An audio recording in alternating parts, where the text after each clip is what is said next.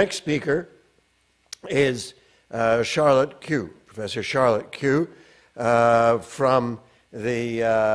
Is Professor of Law and Associate Dean at the Texas A&M School of Law.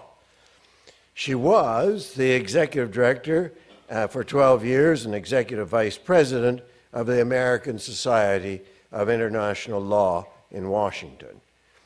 And I have to say this, lastly, that she was past chair of the Board of Directors at the Academic Council on the United Nations System. No meeting of this nature should go by without mentioning ACUNS, where Charlotte and I first met years ago. Where are you, Charlotte?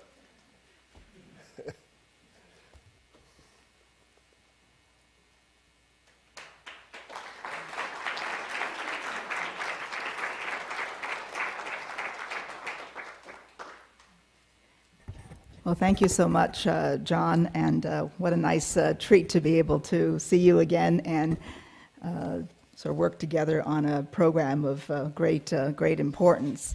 So good morning, everyone, and thank you to Joseph Schwartzberg, Nancy Dunleavy, and others of the Workable World Trust for the opportunity to participate in this conference on creating a workable world.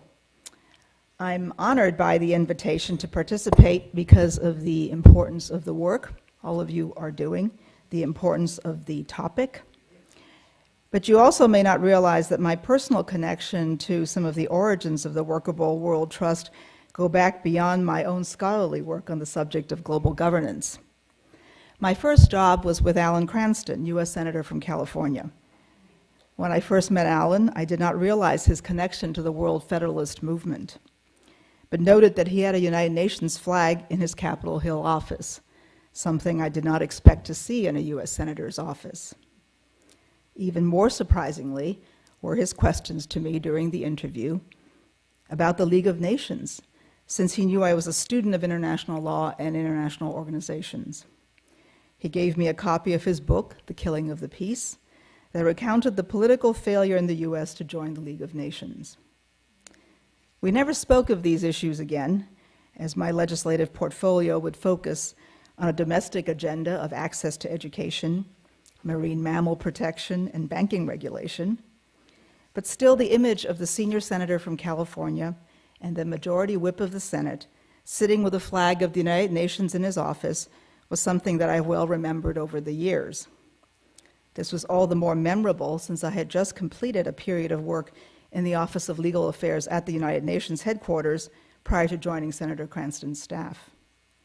My time in the U.S. Senate further gave me insight into the strengths and failings of such deliberative and democratic bodies. I have carried these memories with me as I have explored issues of the accountability of international institutions and how international law interacts with the U.S. or any other domestic legal system. Now, my task this morning is to work through a thought process with all of you on how we might impart greater legitimacy to the actions taken and institutions we have created. This is not a particularly easy task because it's not entirely clear how even to attack this puzzle. So I hope that what I will do this morning is to give you some outline, some possibilities for thinking and working through these issues and this particular problem. So we know that we could create new institutions. So the presentation, the very good presentation we just heard, moves in this kind of direction. We know that we could create new institutions, but that we may also know that there may be some problems to undertake that. And even if we were to contemplate new institutions, it may take time, as a matter of legitimacy, for these institutions to acquire the recognition and the credibility to impart legitimacy. Not to say they shouldn't be pursued, one certainly must take first steps and begin activity, but just to note that it may take time for institutions to gain credibility at a level that will impart legitimacy. Professor Schwartzberg's volume shows some of the adjustments that have been made to existing institutions and the possibility for more adjustments that could enhance legitimacy. So I would say, first off, don't write off all the existing institutions because they may be a very important piece of this puzzle and themselves also have undergone change. And I think it's important to sort of think about the institutional changes that our existing institutions, including the old worn-out state and government, have undergone. That may give us also some possibilities. Bill Pace said last evening at dinner time that we are perhaps living in the best of times as well as in the worst of times.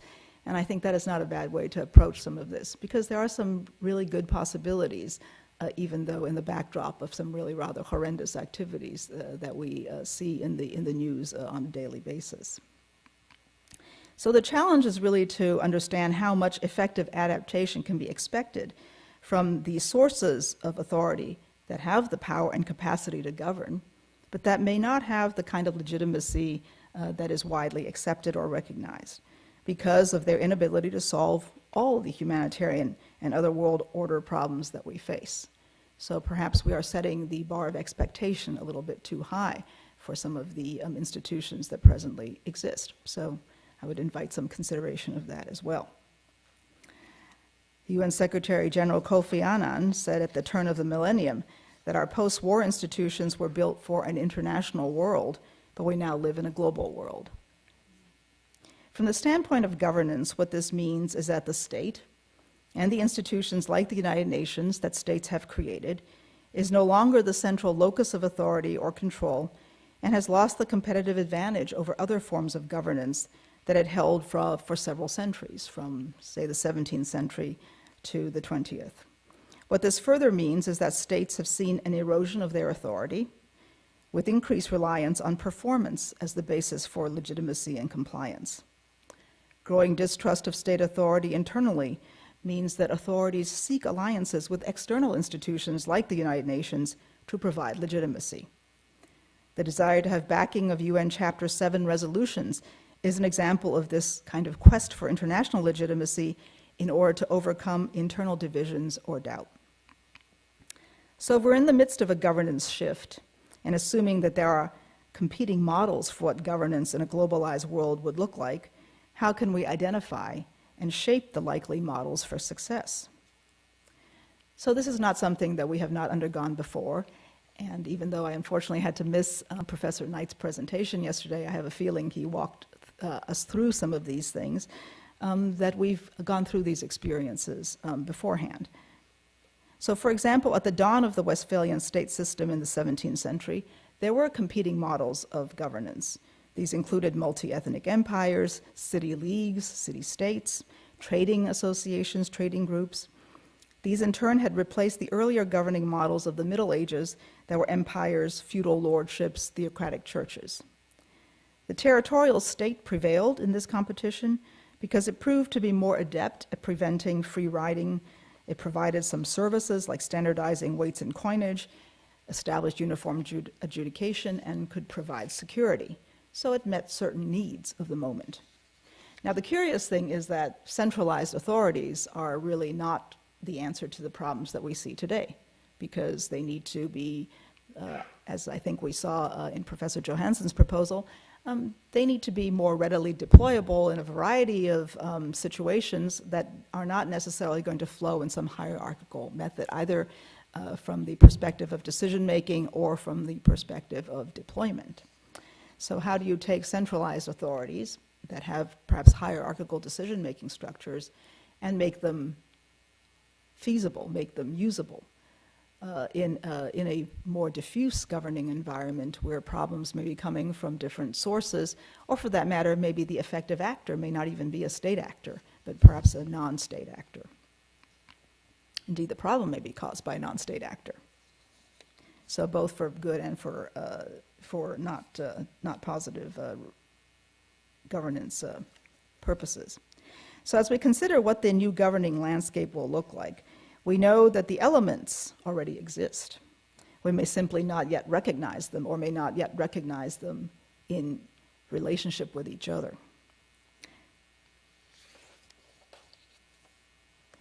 But we also know that once a formula, once an arrangement is recognized and seems to be delivering on what we would like, that it can replicate itself.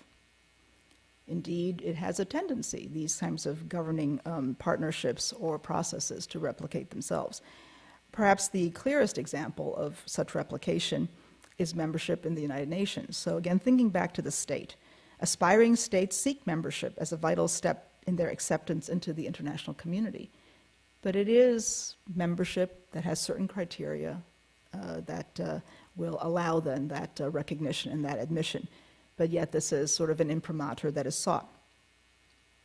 The status and legitimation is confirmed by a group of peers through an institution of their own creation, the United Nations General Assembly. So again, you see how the state actually tries to sort of put its imprint on things, even in another institution.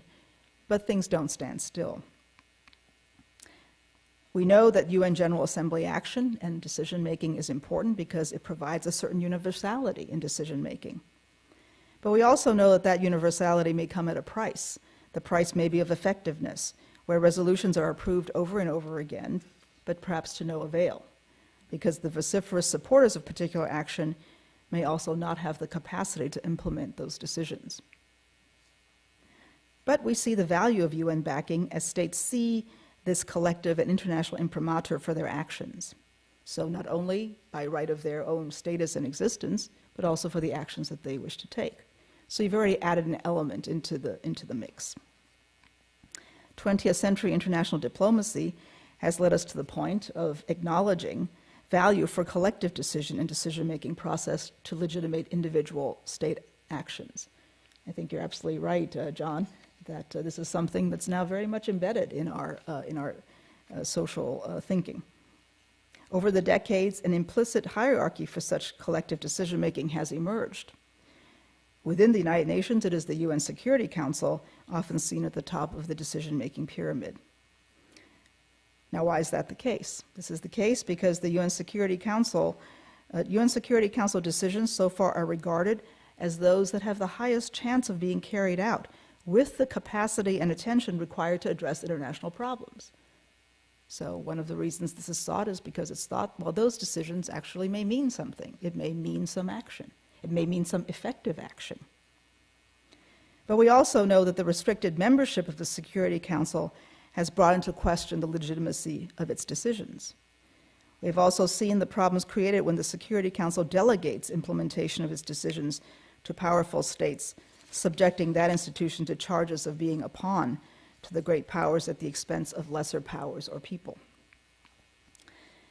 The United Nations, in turn, has taken measures to bolster its legitimacy in decision-making by creating channels for broader non-state participation through NGO forums and other techniques to harness individual or private actors. This practice serves a couple of functions. One, to involve private actors can increase the capacity of an international organization to carry out particular tasks that public authorities or of member states may not be able to provide. So this would include technical information and expertise that may be more readily mobilized through networks, even if it may be a network of public officials of the type that Anne-Marie Slaughter recognized, of regulators and others who may be working in the same or related areas but across borders. Secondly, working with private actors may provide access to vulnerable or affected populations in ways that are not possible for public authorities to reach, either because of formal legal or technical barriers. The problem this creates, however, so this is good and we can celebrate adaptation, but it does also create a problem, and it creates a problem where there may be a lack of accountability or lack of responsibility for the actions taken.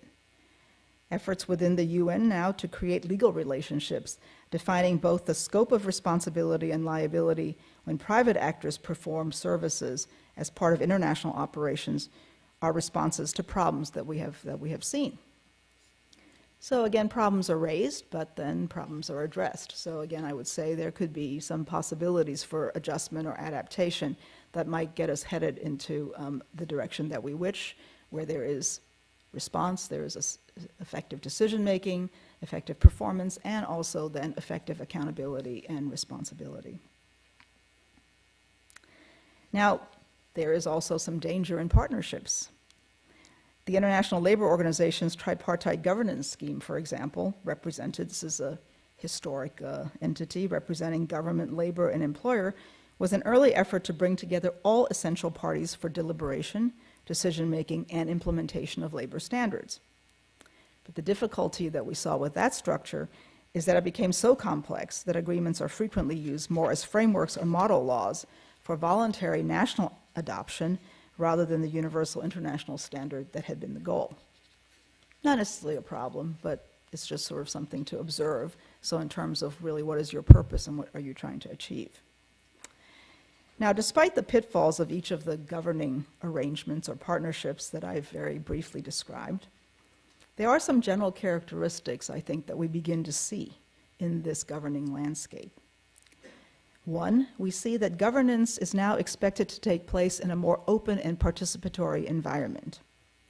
This has occurred to such an extent that in the Global Administrative Law Project, one important characteristic of that body of law is thought to be publicness.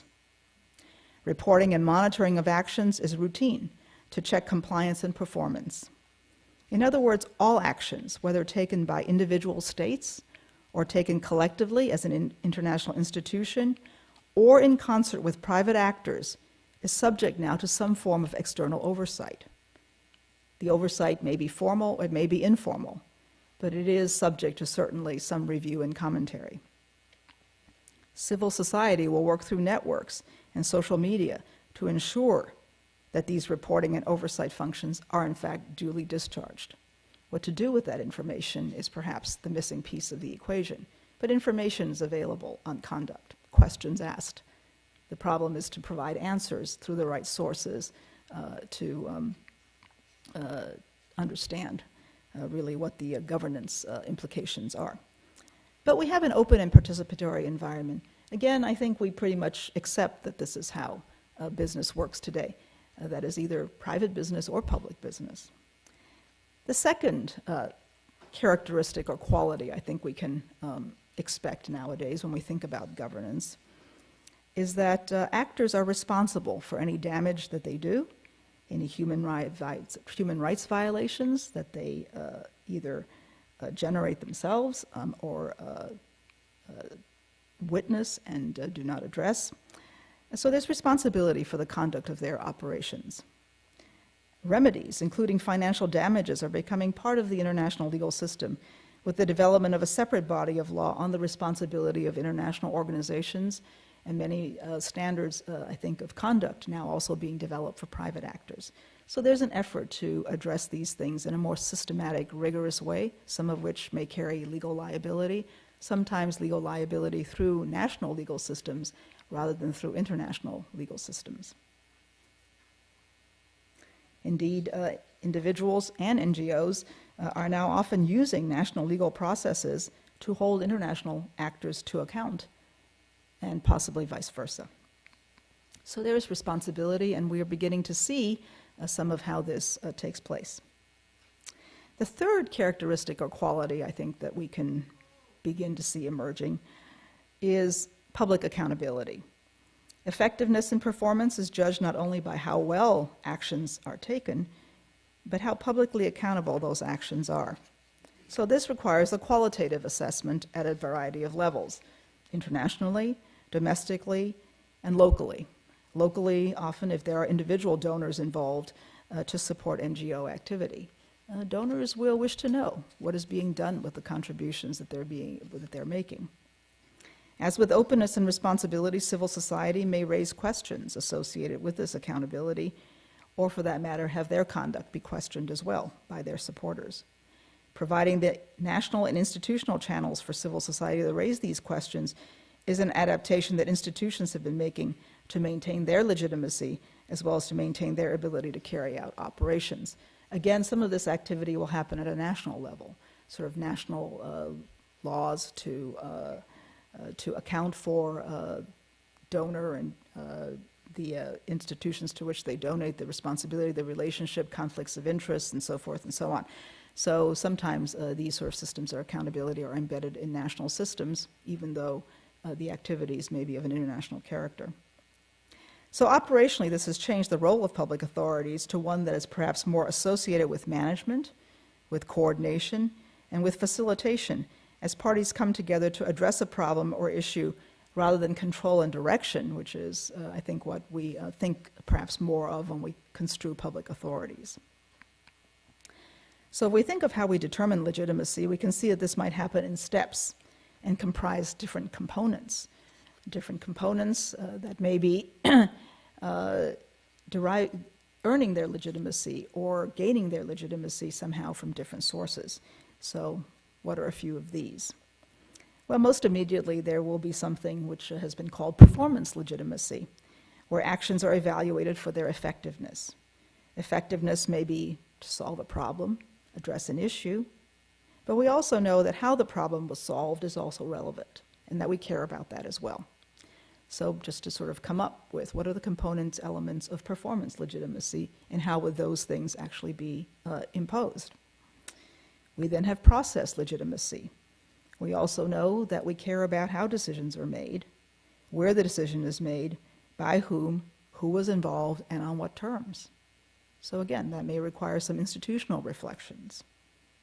But there are institutions available that could perform this kind of service.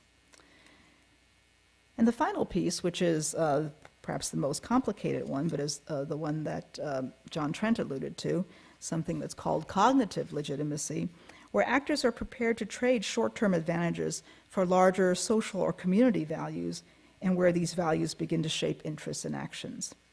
This form of legitimacy can come from institutions or from other social interactions, but needs to be renewed as conditions change. So finding ways to assess actions along these qualitative lines may be more fruitful in the short run for us, rather than to determine the legitimacy of legitimacy of actions, rather than focusing on individual actors or institutions who are making the decisions or taking the actions. So they may be the key actor, they may not be, to sort of factor them in, but not necessarily to focus on whether just, whether it's the state or an international institution, carry with it all of the elements of legitimacy that we now expect, because it could be shared with other actors.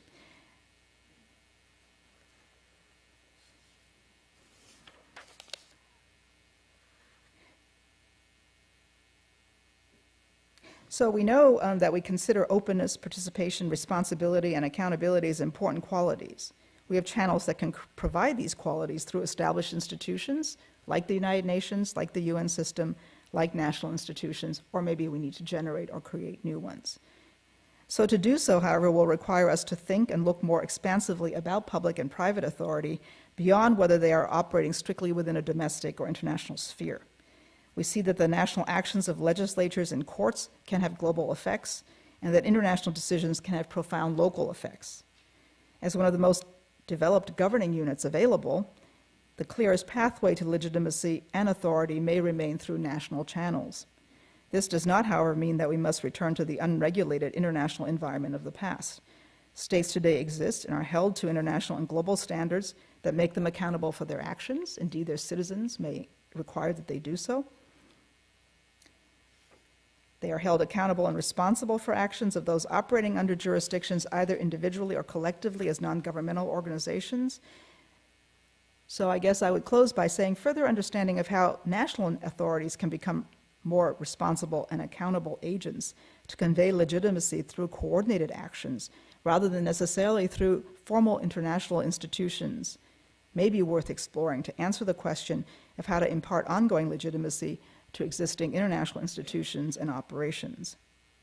So sort of look for where there is some capacity, what is the task to be done, and perhaps there will be some answers to those questions. The state's not going out of business anytime soon, so we may as well put their experience and capacity to work here in part of creating the workable world. Thank you.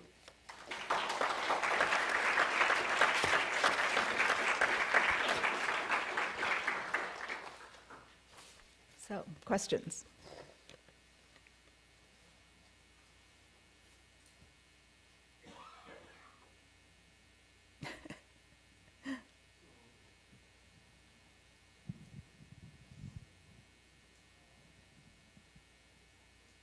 So I cannot really see, so I think whoever has the microphone, if they can just kind of give it to the questioner, will be helpful. Thank you.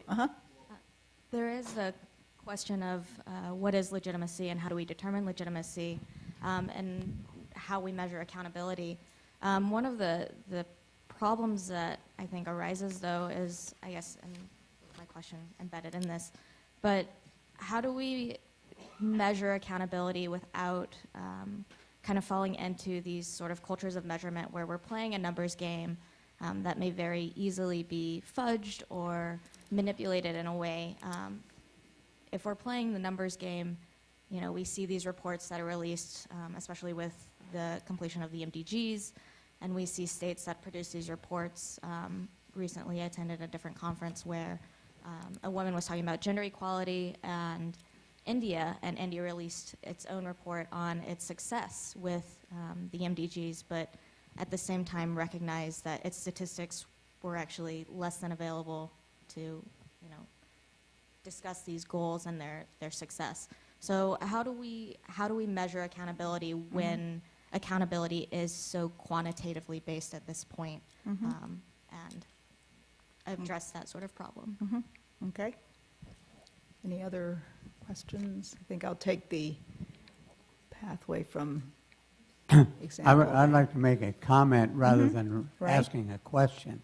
And the comment is to thank you very much for reminding us of the gradual progress that is being made despite all of the other disasters that we see occurring.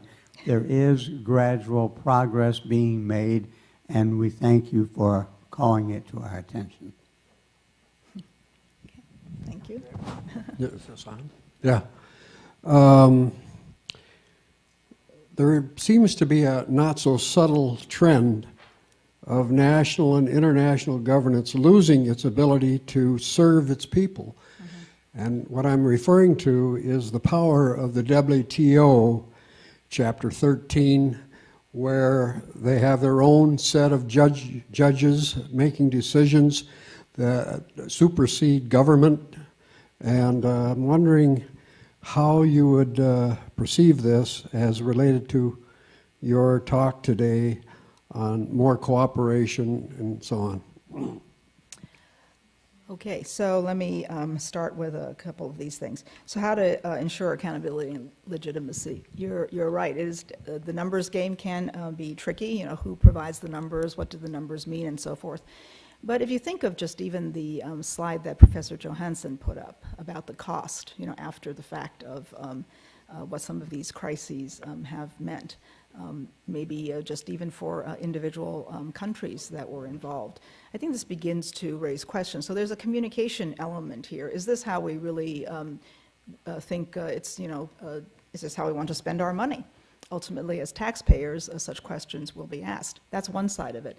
The other side of it is we're going to run out of capacity even on the financial front. I mean, part of the reluctance for states to get involved in things often is, you know, the cost. Can we really sustain it? I mean, we think about the conversations going on in Europe right now with regard to handle their migrant population. A lot of it is attached to just, you know, can we really meet the commitment of handling this intake of population as a financial matter, and then doing it in a way that you know, accords with certain values and standards. So it's true that we may be sort of groping our way to understanding what the right unit of measurement should be, but the questions are certainly going to be asked because resources are not infinite. They are not without limit. And so in some form or another through political process, questions are going to be asked because someone is going to have to pay the bills, and when the bill payer is no longer willing to foot those costs, there will have to be some conversation. Now, it's not the most elegant way of then saying, you know, so what is the right level? You know, what is the right amount that we should commit to? But this is unfortunately, I think, what the human condition gives us. There needs to be some form of trial and error. But the fact that we perhaps could have forums where these things can be raised, there are experts, whether academic expert or activist expert or policy experts, that are actually trying to think about these sorts of information. The fact that the information even exists that Professor Johansson provided is already something. Well, it just needs to be sort of out there, circulating in a way that you know, you can sort of grip the public imagination in a way to provide political pressure for some attention, and then maybe ultimately some standard setting. So it does take time, but I think that it is a question is the first step. Second step, gather information that's available and see what this yields. But the questions certainly are going to be asked, are being asked already, in terms of just can't we do better, because a lot of money, for one thing, is going down the drain. A lot of lives are being lost. So there are some things that even without very fancy empirical kind of work, one can consider. So it helps to shape the question a little bit more. That might then lead to some measure. On national and international governance, there is certainly evolution taking place, I would say, right now. There is thinking about the international, whether it's the separate system of WTO trade appeals decisions and so forth. There's a lot of criticism about how accountable, in fact, those decisions are. There are, of course, alternative trading systems that are being set up, so that's partially a response to all of this, saying, well, the WTO is great for a particular group of countries, but for others, maybe not so much, and so we'll create other fora. So I think there are, again, sort of performance, there are actions that are taken that ultimately might cause the WTO to actually think about the accountability of its actions. Because you also, and the International Court of Justice and other international courts face this, courts domestically face this, to maintain your own legitimacy and credibility. Not that you necessarily are engaged in a kind of a popularity contest, but you do need to reflect on the social conditions that you're trying to address, and how to factor that in and maintain sort of your mission and your piece of the governance puzzle. I think is certainly something the WTO is thinking very actively about. So again, political process sometimes may be part of the answer here. So asking questions in a way that actually gets to the ear of those who are in these decision-making positions, who have perhaps the greatest to lose if these institutions are not really effective or very comprehensive governing systems. This may be one way to actually sort of create the environment necessary for greater accountability, greater transparency, greater participation, and so forth. So again, not so easy to accomplish, but I think creating the process, creating the pathway, creating the opportunity for the voices to be there is a very important first step. And over time, I think through the 20th century, we've seen, and even before the 20th century, I think we've seen where just opening processes, decision-making up to participation and commentary, in fact, can have some effect in terms of determining how things will proceed into the future and address issues that perhaps were thought to have been impossible at another point in time. So I would say to seek those openings, to be informed about commentary, to know how to engage in those discussions. I think this would be important first steps to take to address a number of the sorts of issues that you were raising with regard to WTO process.